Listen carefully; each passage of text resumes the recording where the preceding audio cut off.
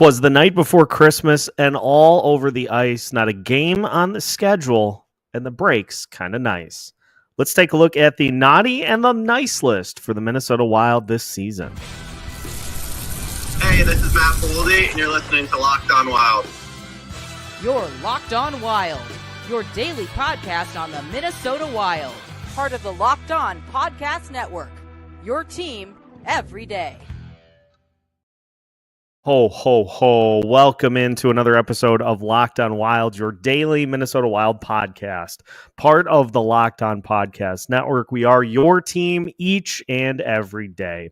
We thank you for making Locked On Wild your first listen each and every day as well. Make sure you subscribe on YouTube and your favorite podcast platforms so you don't miss out on any new episodes throughout the week. Today's episode of Locked On Wild is brought to you by FanDuel. You can start the season with a big return on FanDuel. New customers can place a $5 bet, and you'll get started with $250 in bonus bets if you win your first $5 bet. Visit FanDuel.com to get started.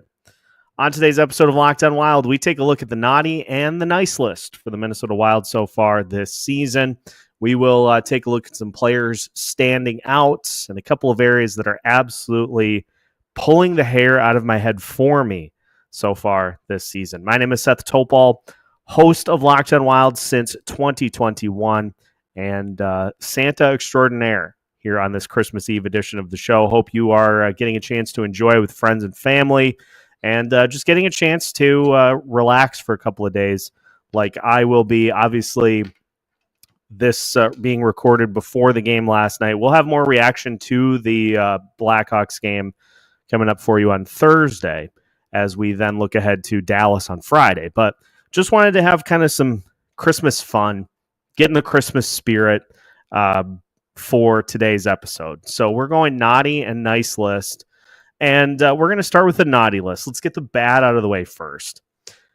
How about friendly fire on the naughty list for the Minnesota Wild so far this season? It led to Matt Zuccarello missing a considerable amount of time.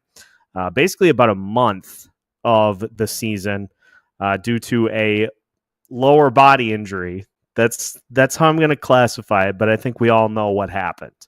It was a shot from Brock Faber that caught Matt Zuccarello down low, and it required some mending. But that's not the only player that has been the subject of friendly fire so far this season. It was Marcus Foligno, I believe, took a shot up high, and there have been a couple of other Wild players that have taken shots from opponents or from teammates. Like, it's one thing to block a shot up high from an opponent, but if you are going to, like, if you're taking shots from your teammates in like the neck area, the ribs area, that's when problems get caused. And Brock Faber took one off the neck that I think was a deflected puck up into him. I don't recall exactly if it was a Wild player or not, but if it was, that's another example of friendly fire that has just led to players getting battered and bruised so far this season. So that is one thing that is definitely on the naughty list so far this year. Please stop. Please make it stop. I'm begging you. I don't want to see another player taken out of the game by a shot from somebody on the team. And I'm talking kind of tongue in cheek here, because obviously you're not trying to hit a teammate. You're trying to go for a deflection. You're trying to go for, a rebound, things like that. And sometimes players just get in the way, or a puck gets deflected the wrong way and it ends up hitting somebody. But please, I'm begging, no more friendly fire here in 2024. I've had my fill of friendly fire so far this year. So that leads off the naughty list. Obviously, the A topic is the special teams unit. That is the biggest lump of coal. That is a lump of coal the size of the moon that the Minnesota Wild are currently trying to just not acknowledge its existence. It's just the gigantic elephant in the room an elephant the size of the moon. And the numbers, no matter how you slice them, are real bad. Since November 15th, because that's about as far as I can pull to illustrate a point here. Since November 15th, the Minnesota Wild are 28th on the power play at 12.8%. Just ahead of the Philadelphia Flyers, who are at 11.9. Nashville Predators also at 11.9. Buffalo Sabres are at 10.6, and the New York Islanders are at 10.5. Keep in mind the New York Islanders, because you're going to hear them again in a second. So 28th out of 32 teams. Penalty kill. The Minnesota Wild are 31st on the penalty kill since November 15th. They're at 63%, which is real bad. The New York Islanders are at 62.9. Ladies and gentlemen, we got a fight on our hands. And the New York Islanders are trending towards an all-time NHL record for penalty kill futility. So if not for them, the Minnesota Wild would probably own that mark, although the Detroit Red Wings have been abysmally bad on special teams as well. But special teams, I think, has to take the cake. And this is not a one-off problem. This is not a situation where it was good for a year and then all of a sudden it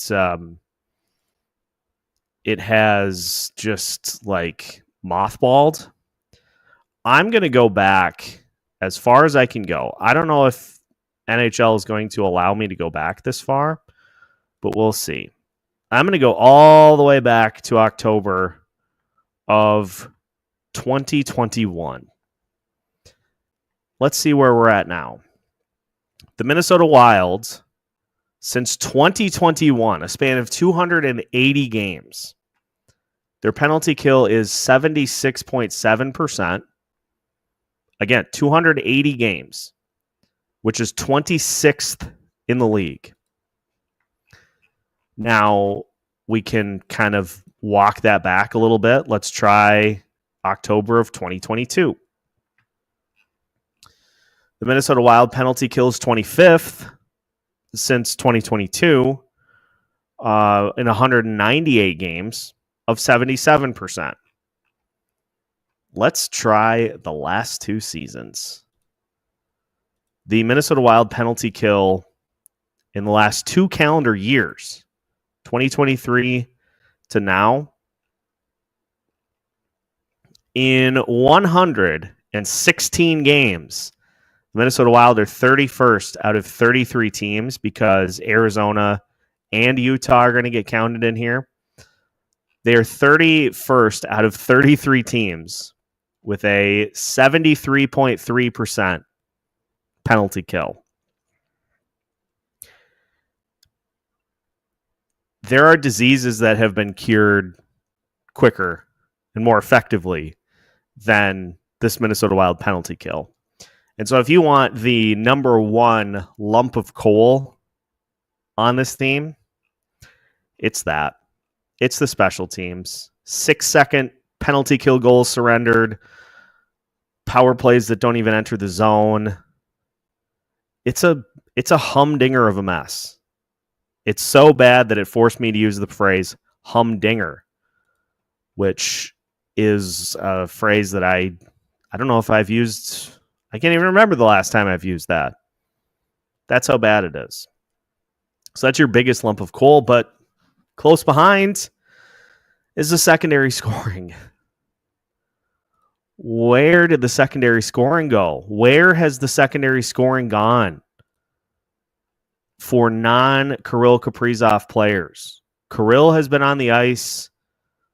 With Kirill on the ice, I don't even know the right way to say this.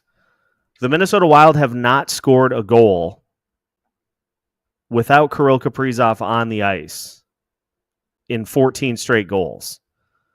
So when he's on the ice, they have a chance to score. When he's not on the ice, they don't have a chance to score. There are players that are at or close. There's one player that is above a point per game. Kirill, obviously. Matt Boldy has 30 points in 34 games. His pace has slowed dramatically. Marco Rossi has 27 points in 34 games. His pace has picked up. Matt Zuccarello has 18 points in 21 games. Beyond that, there's nobody even close to even a half a point per game. Brock Faber is the only one who is at a half a point per game. He's got 17 points in 34 games. Freddie Gaudreau's close. He's got 15 points in 34 games. And let's give Freddie a bit of a break because he has already just about exceeded his point total from last year. So he's well ahead of schedule. But the pace has slowed. Let's try that same November 15th. That seems to be when everything started to kind of hit the pits. In 18 games since November 15th, Freddie Gaudreau's got 6 points, 4 goals, 2 assists. Marcus Foligno's got 6 points. Joel Eriksson Ek has 5 points in 8 games. Matt Zuccarello's got 4 points in 5 games. Ryan Hartman has 3 points in 18 games, and if memory serves me, he has not scored. He doesn't have a point in 14 straight games. Yakov Trenin, 2 points in 13 games. Murat Huznadinov, 1 point in 15 games. Travis Boyd, 0 for 3. Brendan Gaunce, 0 for 3. Devin Shore, 0 for 15. Ben Jones, 0 for 15. Jakub Lauko, 0 for 8.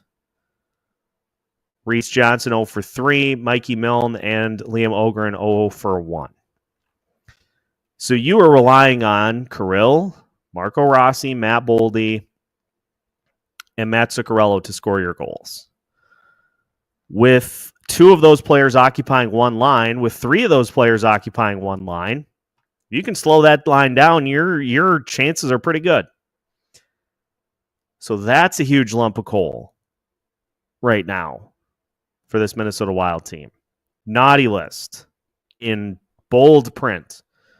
But I think the special teams takes the cake as the naughtiest part of this season so far. Hands down, period, point blank, end of sentence. And also, speaking of naughty list, penalty minutes so far this season. Because if you go to the penalty box, naughty. Marcus Foligno's got 32 penalty minutes in 34 games. And his are more expected, I think. The real shocking one to me is Matt Boldy. 31 penalty minutes in 34 games, and a lot of that has been recently. So get that fixed. Get that figured out. That's enough about the naughty list. Let's talk about some things that are warranting praise. This year's nice list. A couple of fun ones to discuss as well. We will talk about the nice list for the Minnesota Wild as we continue today's episode of Lockdown Wild after this. Today's episode of Lockdown Wild is brought to you by Prize Picks. If you love sports, you're going to love Prize Picks. The best place to turn your sports knowledge into real money. Whether it's hockey, football, or any of your favorite sports, Prize Picks makes it easy to get in on the action. You can now win up to 1,000 times your money on Prize Picks. Plus, this holiday season, they're giving away $30+ million in rewards during Picksmas and offering 2 free picks in December. And when your picks hit, Prize Picks makes it easy to cash out. You can get your money in as fast as 15 minutes. This week on Prize Picks, I am eyeing the hockey board, going with the Minnesota Wild tonight against the Chicago Blackhawks. Give me Matt Boldy for more than 4 shots on goal, and give me Matt Zuccarello for more than 1 assist. It is so simple to make your picks and have fun with friends while potentially cashing out fast. So download the app today. Use code LOCKEDONNHL to get $50 instantly after you play your first $5 lineup. That's right, $50 instantly. Prize Picks. Run your game. Welcome back to today's episode of Locked On Wild. Once again, we thank you for making Locked On Wild your first listen each and every day. Merry Christmas, everybody, and hope you're getting a chance to enjoy the holidays here, getting a chance to eat some good food, take in, I think there are football games going on today and tomorrow. Of course, the parades, whatever it is that you're doing, I hope you're enjoying it, and we appreciate having you as part of the Locked On Wild community here as we move through the season. Let's get to the nice list. I have a couple of fun ones that I want to talk about. We start with the obvious, Kirill Kaprizov. 22 goals, 27 assists in 33 games. He's a plus 22 on the season, and just a ton of even strength attack and shooting 19% this year. He's on pace for just video game numbers, as you would expect, and is likely going to shatter his own marks for goals and points in a season that he set a couple of years ago. He's currently on pace for 53 goals, 65 assists, 118 points, and that's with the team in a little bit of a lull scoring-wise right now. If the scoring picks up, he could very easily get back up to the 60-goal range on this season. But far and away, the best player that has ever played for the Minnesota Wilds. There's no question about that. It's not even debatable at this point. One of the best players in the NHL, but he can't do it alone. He can't do all of the scoring, all of the pushing the puck up. He can't do all of that. Needs some help, which is why the offense gets on the naughty list. The secondary scoring gets on the naughty list. But Kaprizov has been on the nice list. He has willed this team to a lot of different wins, leads the league in empty net goals to seal a bunch of different victories, and was right in line with Leon Draisaitl for the top in terms of goals scored and also in terms of points. Now, the Draisaitl has kind of separated himself a little bit here lately, but that doesn't take away from the fact that Kirill is still having a just extraordinary season and is really doing a lot to help keep this team afloat. Another player who is having a very, very good season is Gus Bus. And we were all kind of concerned after last season. What version of Filip Gustavsson, which one is it? Is it the one from a couple of seasons ago? Is it the one from last year? Which Filip Gustavsson is the real Filip Gustavsson? Well, so far this year, Filip Gustavsson is fourth in the league with a 2.24 goals against average. He is third in the league with a .922 save percentage. And that's in 22 starts out of the 34 games that the Minnesota Wild have played so far. So he's playing about 2/3 of the starts. That's starter numbers as opposed to like 1A, 1B. That's starter minutes so far. The only guy who has more starts, well, there are a couple, but they're the names that you would expect. Connor Hellebuck leading the league in starts with 27. Linus Ullmark, he's got 23. Mackenzie Blackwood has 23 so far this year between two teams. Igor Shesterkin has 25. Jacob Markstrom, 25. Andrei Vasilevsky, 26. Jake Ottinger, 25. And Jordy Cord, 23. What do those guys all have in common? They're the no-questioned starters of their team. So Gus has been great this year. Last start was a little bit of a clunker, but I think that's where the injury happens, I would surmise. And it sounds like, with Jesper Wallstedt being sent back down, hopefully he is fully ready to rock and back to a return. So he's got to be on the nice list too. Another one that I want to put on the nice list for the Minnesota Wild this year is the video replay staff, because the Minnesota Wild are currently 4 for 4 in coaches' challenges.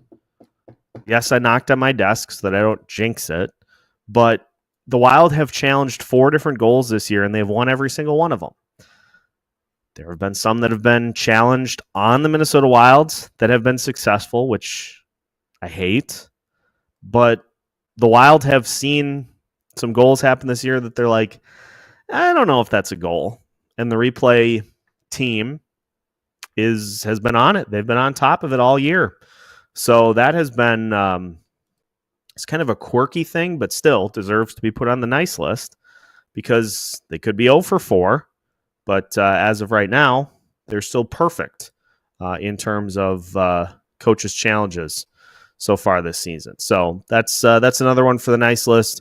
There are, of course, plenty more. So if you have somebody or something that deserves to be put on one side of the list or the other, leave it in the comments. Drop a comment. Get in the Christmas spirit and let us know who else should be on one side or the other. When we come back, we're going to take a look at some stocking stuffers, some things that the Minnesota Wild could sure use as the season unfolds. We'll talk about that as we finish today's episode of Locked On Wild after this. Today's episode of Locked On Wild is brought to you by FanDuel. The NFL playoffs are almost here, but it is not too late to get in on the regular season action with FanDuel, America's #1 sports book. Because right now, new customers can finish the season strong with $250 in bonus bets if your first $5 bet wins. FanDuel has so many ways for you to pick up a dub. I am a huge fan of being able to, for instance, let's say your team doesn't score a ton of points in the first half and that second half over comes into play. You can knock that down. Or which players in particular are going to score a touchdown? How about Justin Jefferson against the Seattle Seahawks? That would have been a good play. Sam Darnold, couple touchdown passes. FanDuel has it all. No matter which game, which players, FanDuel has you covered all season long. So join FanDuel.com today. That's FanDuel.com for your chance at $250 in bonus bets. Make every moment more with FanDuel, an official sportsbook partner of the NFL. Final segment of today's episode of Locked On Wild. And again, ho, ho, ho. Merry Christmas, Locked On Wild listeners. Hope you are having a chance to enjoy with family and friends, wherever you may be, whether you are on the way to Christmas celebration or just tuning in at home. We thank you for tuning in and making Locked On Wild part of your daily routine here throughout the season. Some stocking stuffers for the Minnesota Wild. If you are looking for some last-minute gift ideas for the Minnesota Wild for the the post-Christmas portion of the schedule, I've got a few. How about a face-off win on special teams? Seems to be a critical issue for this Minnesota Wild team. You lose the face-off on the penalty kill and you immediately give up a goal. Because what you are doing is you are allowing the opponent to get set up and run their play. If you can simply win a special teams face-off, you don't afford them that luxury. You then make it so that they have to go on the chase. You dump the puck down. Then they have to come in to the zone with you set up and ready to rock. And that leads to them being on tilt for the entirety of the penalty kill. Now, is that a end-all, be-all solution? No, because there are other things that need to happen on a much more regular basis than are happening right now.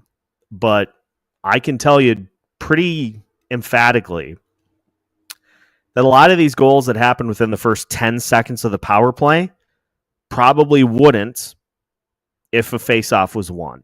If a faceoff was won to push the puck out of the zone and force the opponent to have to come up the ice with it, I think that would probably help in those instances. So last-minute gift idea for the Minnesota Wild is a faceoff win on special teams. How about a magnet that you put on the back of the opposing team's net that pulls the Minnesota Wild players in closer so that they can generate more medium and high danger chances? We talked about that on yesterday's show. If you're an everydayer, we talked about the disparity in low danger shots, which are just frankly way easier for an opposing goalie to save. If you want to consistently score more, you have to find a way to drive to the net. And if it's something that's going to take some coaxing, just get one of those big old science magnets and put that thing on the back of the opposing net, unless Matt Murray's in net, and then he'll just knock it off its moorings every time. Put one of those gigantic magnets on the back of the net, and any piece of metal in the attire will draw the Minnesota Wild in closer. And then you just say, oh, okay, this is where we need to be. And you just generate goals from there. Especially against the upper echelon goalies, you can't have a perimeter mentality and expect to win. Those shots are just too easy, frankly, to defend against, especially if they're unscreened. Now, if you're gonna pepper from the perimeter, but you've got guys in front of the net and you're going for deflections and rebounds, that's one thing. But a lot of these are one and done, unchecked perimeter shots that are just easy saves for the opposing goalie. And that's a problem. That's why the offense has stagnated, is the drive to the net has not been consistent. Some games it's been really good, like that game that the Wild won against Utah, where they generated over 4 expected goals. That lets you know that the offense is having their way with the opponent. But as Alex mentioned, that's because Utah likes to just play fast and free and loose. And a lot of these other teams play much more deliberate, structured hockey. And you just got to find a way to fight through that. If you can't, your shooting percentages are way, way down on those shots that come from farther out. That's just the way it is. That's just how the numbers work. So get a big old science magnet and just punch that thing right onto the back of the net and draw those Wild players in a little bit. And the final one that I'll talk about, did everything in threes today. Just trying to kind of keep a consistent theme here. 3 segments, 3 things each. A nice, neat, and tidy 9. Another stocking stuffer that Minnesota Wild fans may want to hope for is more losses for teams with trade target players on them. The Buffalo Sabres lost for a 14th straight time yesterday. And they just continue to be absolutely miserable. And at some point, that frustration is going to really take a toll. And you're already starting to see some rumblings that Dylan Cousins might be available for the right price. I still have my sights set on Tage Thompson because he's a young player. He's actually not bad defensively, surprisingly. And you don't necessarily have to play him at center. You can play him as a big wing with a rocket shot. But either that or Dylan Cousins. I think Cousins would be a fine piece to try to target that can kind of help you now and later. The big thing is going to be the asking price. And we'll talk more about that for tomorrow. We'll dive into that a little more in depth and try to figure out what on earth that would possibly cost and what both players would bring. Because at this point in the season, you're at the mercy of other teams falling out of the playoff picture. There have been some trades that have already happened so far this season, but let's think about the teams that have been involved. Trouba was traded from the New York Rangers to Anaheim. Anaheim's not in the playoffs. Mackenzie Blackwood from San Jose to Colorado. San Jose is not in a playoff spot. So there have been some trades that have been made, but if you're looking at teams that are currently trying to will themselves into playoff positioning, that's going to take more time.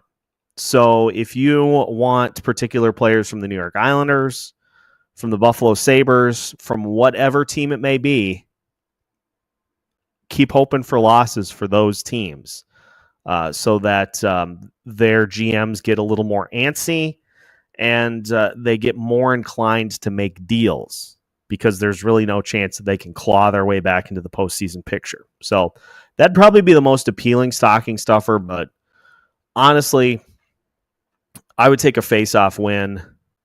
I'd take a face-off win on special teams. Probably is the biggest gift that anybody could give me at this point in the season.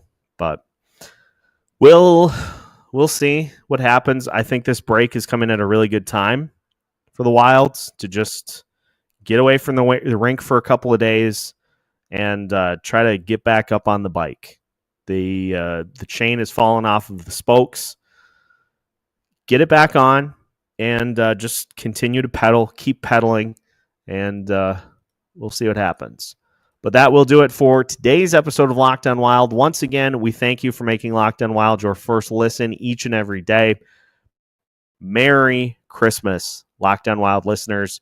We appreciate having you along for the ride, and hope you get a chance over these next couple of days to enjoy and spend the time with family and friends. Make sure to hit the like button so you don't miss out on any new episodes throughout the week. We've got new episodes for you every Monday through Friday as part of the Locked On Podcast Network.